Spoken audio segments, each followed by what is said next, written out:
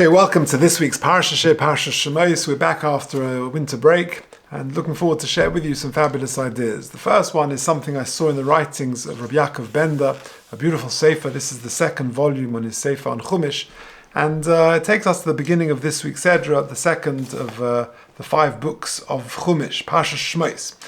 If you're listening online, please email me at j.golker@gmail.com. I'll send you the handout. The parsha begins as follows: Ve'ela Shemos b'nei Yisrael haboim Mitzrayma es Yaakov ish ubeisa es Yaakov ish ubeisa ba'u Reuven Shimon Levi Yehuda, etc., etc. And then a few psukim later, what the Torah tells us: Vayomas Yosef v'chol echov v'chol hadar hahu. Yosef dies, his brothers die, the whole generation die, and the Bnei Yisrael, they paro v'yishvutzu v'yirbu v'yatzmu moed moed. They become very populous. Vatzimolei haaretz osom. And the whole world, the whole country is full of the Bnei Yisrael. Next pasuk: Vayokom melech chodosh. A new king arises. Al Mitzrayim asher lo yoda es Yosef. Now, says Rav Bender, you see, as we'll see in a second, with a careful reading of Rashi, the contrast of two leaders. Vayokom melech chodosh. Rashi famously brings Machlekes Rav and Shmuel. One says chodosh mamish v'chadom asher nischadshu gezeiro Yosef. One says he was a new king. The other said, no, he wasn't a new king, but just he had a new gezeirus, new decrees. Asher lo yoda es Yosef, says Rashi, also atzma kilo lo yoda. He made out that he didn't really know Yosef. Now, of course, everyone knew Yosef. He was the person who had been viceroy for a long time. He had saved Egypt from economic catastrophe. So, of course, he was well known. So what does it mean when the pasuk says Asher lo yoda es Yosef? Says Rashi, also atzma kilo lo yoda. He pretended not to know. Paro pretended not to see, so as not to be obligated to Yosef and to the Bnei Israel. Contrast that with another type of leadership. It's the next parak. Vahi bayomim ha'im, this is box number 2. Vayigdal Moshe, and Moshe Rabbeinu grew up. Vayetze el Ochiv, he went out to his brothers. Vayar b'sivloisom, and he saw their burdens, they're being persecuted. Vayar ish mitzri make ish ivri me'ochiv, etc., etc. What does he mean, Vayar b'sivloisom? Says Rashi, Nosan einov v'liboy liyos meitzer aleihem. He set his eyes and his heart to feel their pain, to see their distress. Moshe Rabbeinu made sure to really see. He could help, because that is the hallmark of a real leader. So you see a fascinating contrast. On one hand, Paro pretended not to see, so that he wouldn't be obligated and therefore didn't have to help or didn't feel a debt of gratitude. So he pretended not to see. But Moshe Rabbeinu, he made sure to really see in order that he could help. That is the mark of a real leader. And that is really the story of leadership in Klal Yisrael throughout the generations. I mean, there's so many examples, but one example is Reb Chaim Ozer Kruczynski, one of the great Jewish leaders. He died in 1940, I think, or 1941, at the beginning of the war, a period of time when 3 of the great Jewish leaders died: Reb Baruch Ber, Reb Shimon Shkop, and Reb Chaim Ozer. And Reb Chaim Ozer was the sort of the leader after the Chofetz Chaim. He was the genius. He wrote his first chidushim of the famous Achiezer when he was a mere 17 years old. He became the Rav of Vilna, which was the great Jewish town, the great Jewish city. He became the Rav of Vilna at age 22.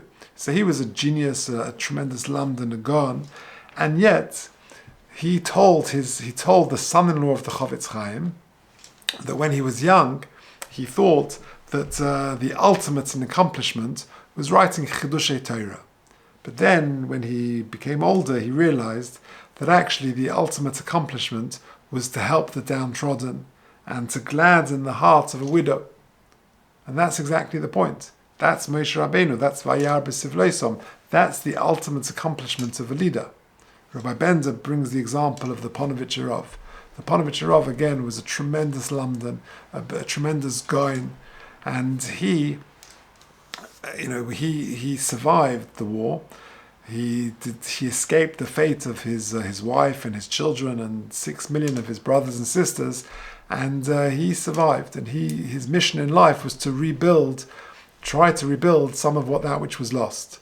And interestingly, although he's well known for building the Ponevezher Yeshiva in Bnei Brak, he actually, before he built the Ponevezh Yeshiva, he built Bote Ovos, which was an orphanage in Bnei Brak, which he would house those people who came from Europe who survived without their parents. So he built that before he built Ponevezh. And even though he was a tremendous Gaon, a tremendous Lamdan, and no doubt he would be very happy just to sit and learn and to teach Torah, he saw not what he wanted to do, but what he needed to do. And that is also the sign of a great leader. To do not what you want to do, but what you need to do. And that's quite well known that he built Bote Ovos, this orphanage, before he built the Ponevezh Yeshiva. But amazingly, what is perhaps less well known is another story of the Ponevezh Rav. He was one of the prized Talmidim of the Chofetz Chaim. How did he become a prized Talmid of the Chofetz Chaim? So the story is like this: that he was one of the star students in the yeshiva of Telz. And one time he was going back to the Telz yeshiva, and he was going through Europe, and he wanted to stop off and get a bracha from the Gadol Hadar, the Chofetz Chaim. So he went to the tiny Radin. He went in to visit the Chofetz Chaim, and he went into the little house, and he heard terrible cries coming from the room of the Chofetz Chaim, and he became alarmed. So he said to the Rebbetzin, "Is everything okay? What's the matter with the Chofetz Chaim?" So the Rebbetzin said, "No, don't worry. He's davening for someone. He's heard about a lady who's in childbirth, who's in danger, and he's davening for her." And the Ponevezh Rav said to the Rebbetzin, "Is it his daughter? Is it a close family relative?" And the Rebbetzin said, No, he's never heard of it. He doesn't know who the person is. He has no connection. He's never met the person. He's just found out now. Someone came to tell him. So he's davening for this person." And the Ponevezh Rav was so taken by that a person could daven for somebody else who he's never met and cry and tears and it could be heard from outside, that he decided there and then to stay with the Chofetz Chaim, and he stayed there, and he became one of the prized Talmidim of the Chofetz Chaim. That is really the message of Moshe, the legacy of Moshe Rabbeinu. The Moshe Rabbeinu is Vayar b'Sivloisam. That's exactly the point. That is the hallmark of a great leader. Not like Paro, who pretended not to see so as not to be obligated, but like Moshe Rabbeinu, was to make sure he would really see, so that he could go and help. And that is the mark of a real leader. Rabbi Bender tells a story, an amazing story here, of Rabbi Aryeh Levin. Rabbi Aryeh Levin came from Europe, and he learned in Slutsk under Rabbi Zalman Meltzer. Decades later, they were both older. Rabbi Aryeh Levin and Rabbi Zalman Meltzer found themselves in Yerushalayim, and Rabbi Aryeh Levin would often go and visit his former Rosh Hashiva, Rabbi Zalman Meltzer, who lived near him in the Knesset neighborhood in Yerushalayim. And one week they were sitting there and they were discussing the yeshiva years when Rabbi Aryeh was a bacher in Slutsk. And Rabbi Zalman Meltzer, the Rosh Hashiva, said to Rabbi Aryeh Levin, where did you eat? Where did you eat on Shabbos? And he gave him the name. And then he said to him, well, where did you eat during the week? And in those days, they would SS and Teg. They would eat one day with a different family.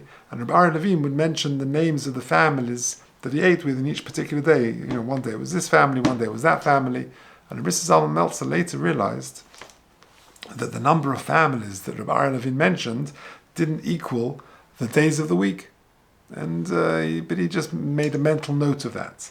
Later that night, there was a frantic knock at the door of Rabbi Aryeh Levin's house, and it was Rebbetzin Meltzer.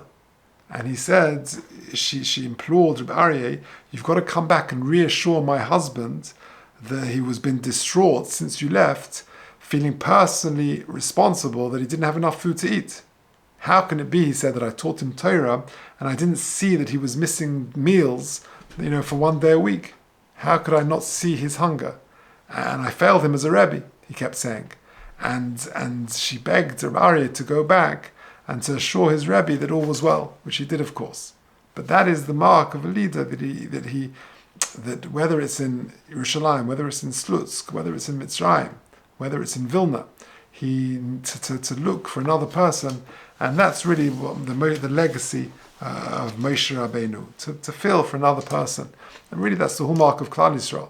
If you think about it, in all the towns of where there are Torah communities, you look at the thick gemachs that there are available in all the Torah towns, it's just astonishing. We're a people of chesed, because we care for one another, and that's really the legacy and the mark of Moshe Rabbeinu, Vayar b'Sivloisam.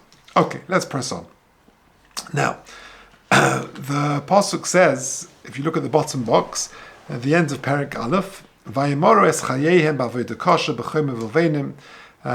This is the persecution began. The Shibud Mitzrayim began, and they were inflicted b'chol avodah basodes kol avodos asher ovdu bohem b'forech. They had crushing, difficult persecution and labor in Mitzrayim.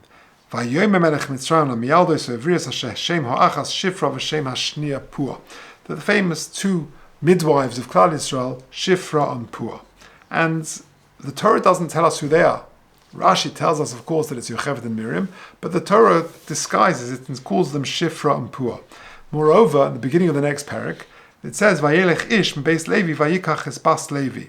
When Amram and Yocheved reunite and give birth to Moshe Rabbeinu, again, they're anonymous. It doesn't say Vayikach Amram es Yocheved. It says Vayelech ish m'beis Levi vayikach es bas Levi. Why the anonymity?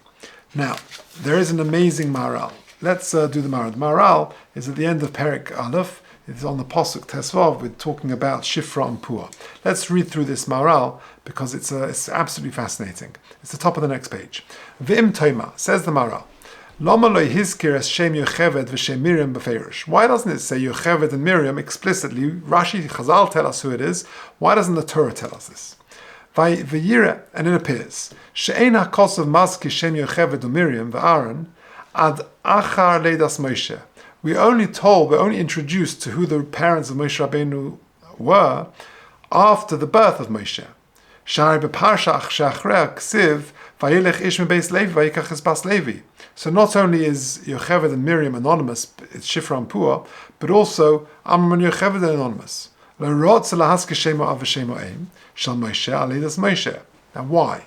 Says the Maharal, Lo melacha, ki Moshe hoya mesuken legeula mivav yemei bereishis. Moshe Rabbeinu was destined, was sort of set aside to redeem Klal Yisrael from Sheishes Yemei Bereishis. And he bases it on the Medrash. And since Moshe Rabbeinu was set aside, was designated to be the redeemer of Klal Yisrael, lo hoyu avois of ikka etzloi. The parentage of Moshe Rabbeinu was not that important. V'ilu nosen shem la'aviv kodim leidas Moshe, and therefore, had a name been given to the father of Moshe Rabbeinu or to his mother before he was born, one would mistakenly think, it was the father, the mother who merited this. And it's because of the merits of the father, the mother, whatever, that's what they merited to have a child like Moshe. Like any other parents. In the zuchus of the parents, or whatever it may be, the parents merit to have this child. Therefore, with Moshe Rabbeinu, where the parents are in a way less relevant, their names are not mentioned. It's not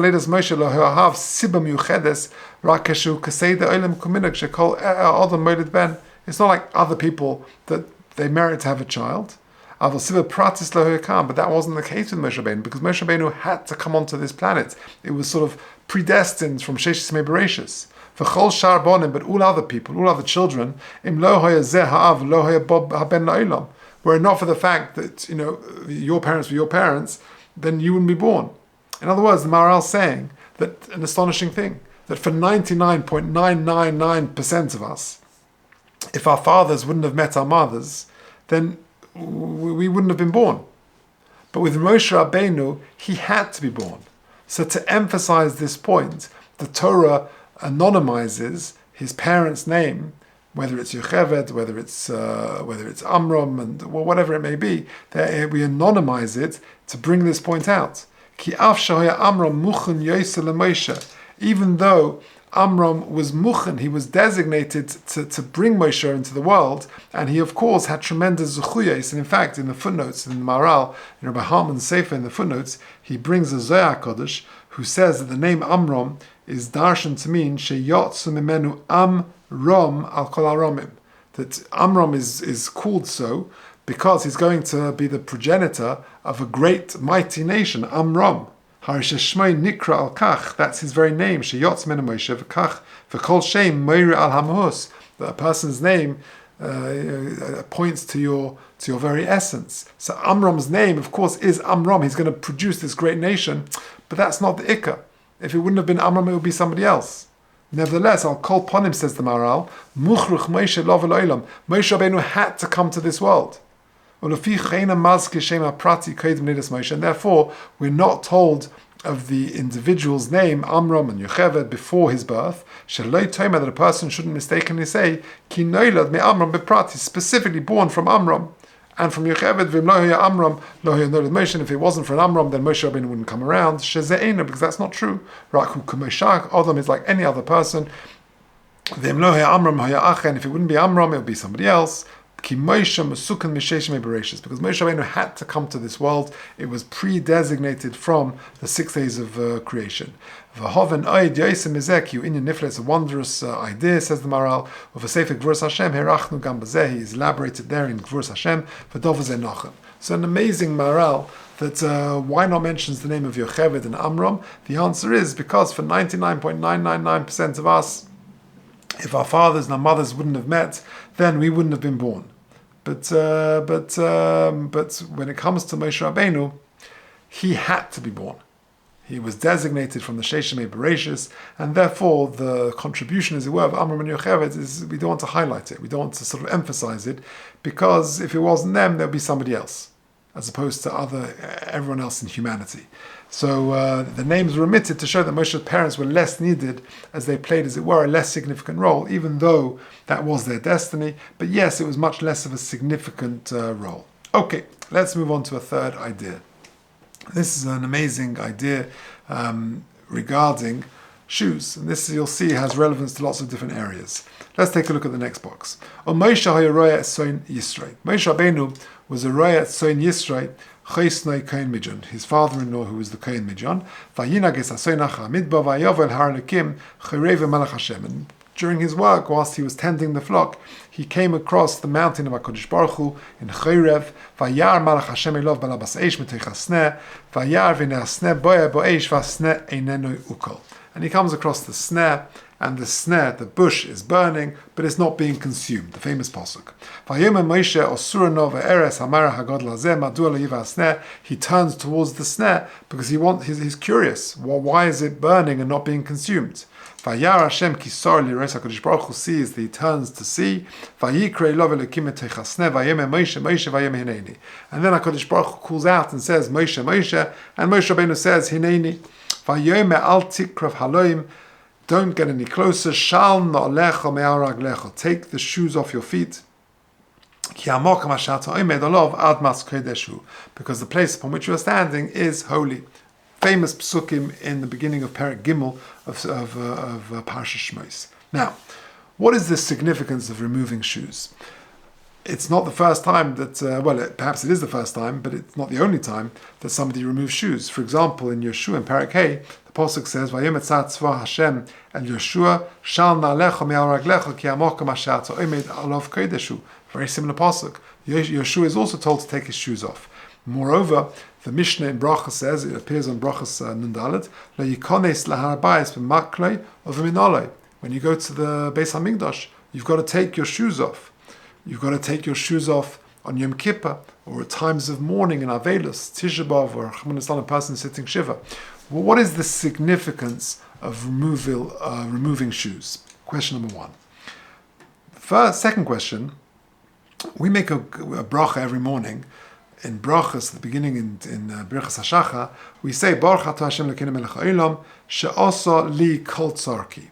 And the Gemara in brachas on Daf Samach Amud Beis says that refers to shoes. When we say Osa li kol tzarki, HaKadosh Baruch Hu does all my needs for me, that's referring to shoes. Why? And moreover, the Gemara says in Shabbos Kuf Chav Tes Amud Aleph, La'olam yimkar adam kairos beise, a person should sell the beams of his own home, v'yikach min alayim neraglov, and buy good shoes.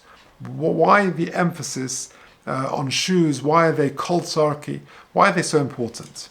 So, let's explain as follows. I can't remember where I heard this, but it's a very, very interesting idea. We know there are 4 levels of creation that's a sort of one on top of the other. We know that the 4 levels of creation are Domeim, Someach, Chai and Adam. Doime means sort of a mineral or an inanimate object. Tzomech is something which grows, the vegetable world, the trees and grass and vegetation. Chai means a living creature, an animal, and Medaber or Adam is a man, and each one dominates the realm below it. So, for example, we human beings dominate the animal kingdom. The animal kingdom dominates the vegetable kingdom, and the vegetable kingdom dominates the world below it, the mineral kingdom.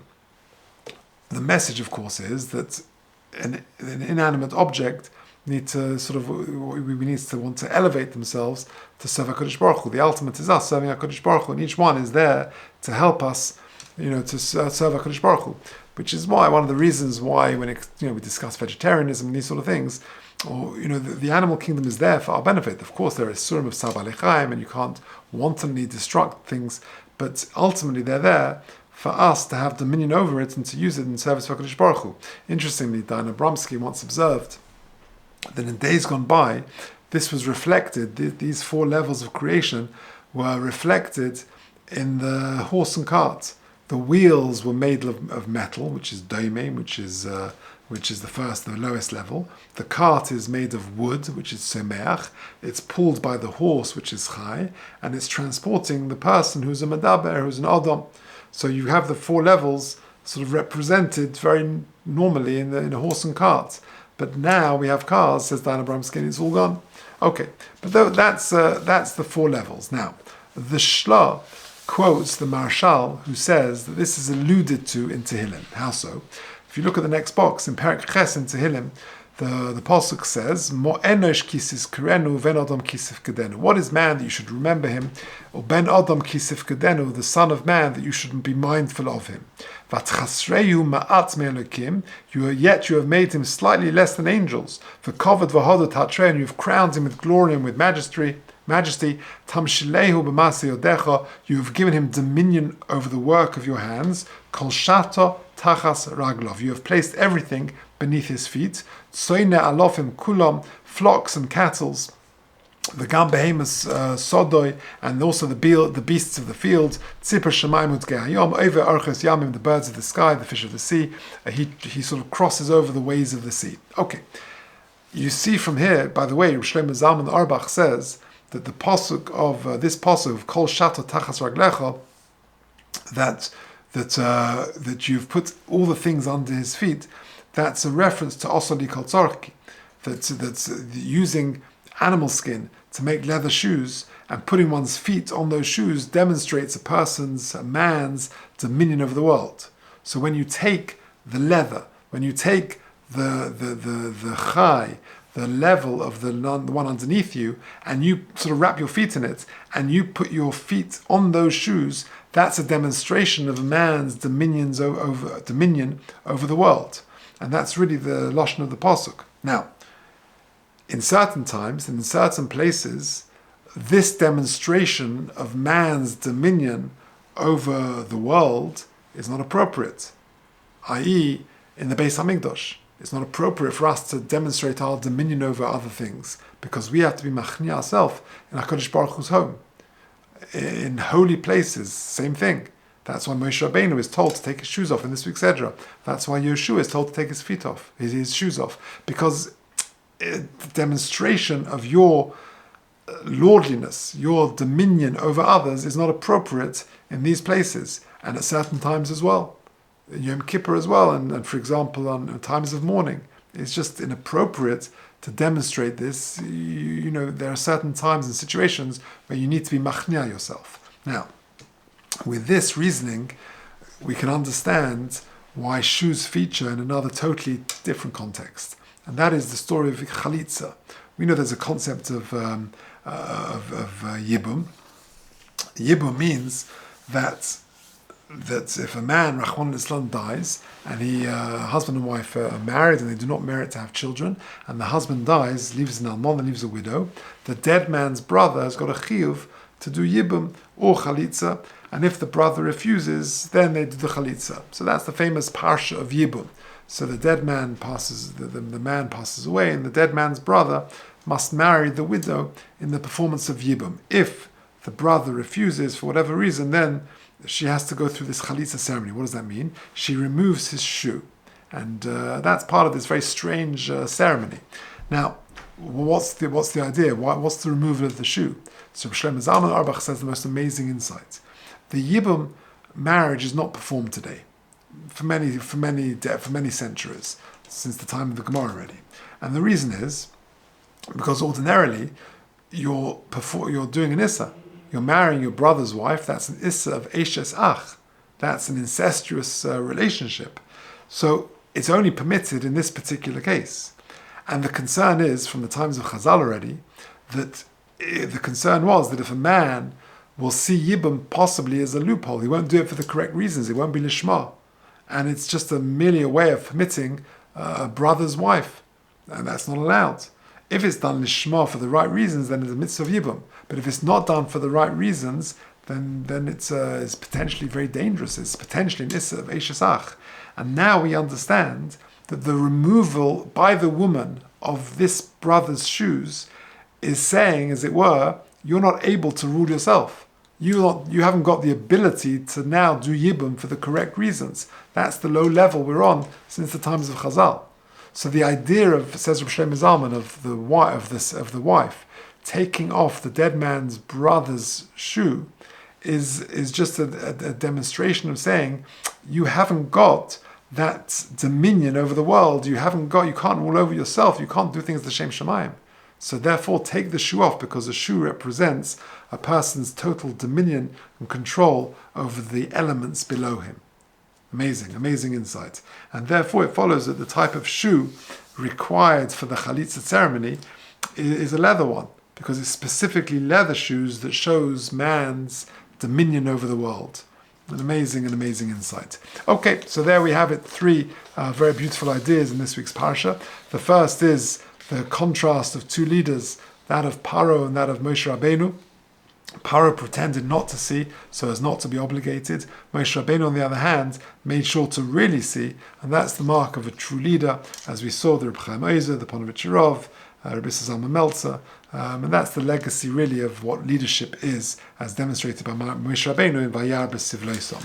Then we have that remarkable Maharal, that the Maharal explains why the names of Amram and Yocheved are not mentioned, because Moshe Rabbeinu was sort of pre-designated from Sheshes Mei Bereshis to take Klal Yisrael out of Mitzrayim. And therefore, we might mistakenly say that if it was because of Amram, and therefore it wasn't for Amram meeting Yocheved, then he wouldn't be born. We don't want to say that. It's not true. Because Moshe Rabbeinu had to be born. So to minimize the role that Amram and Yocheved played, we anonymize them.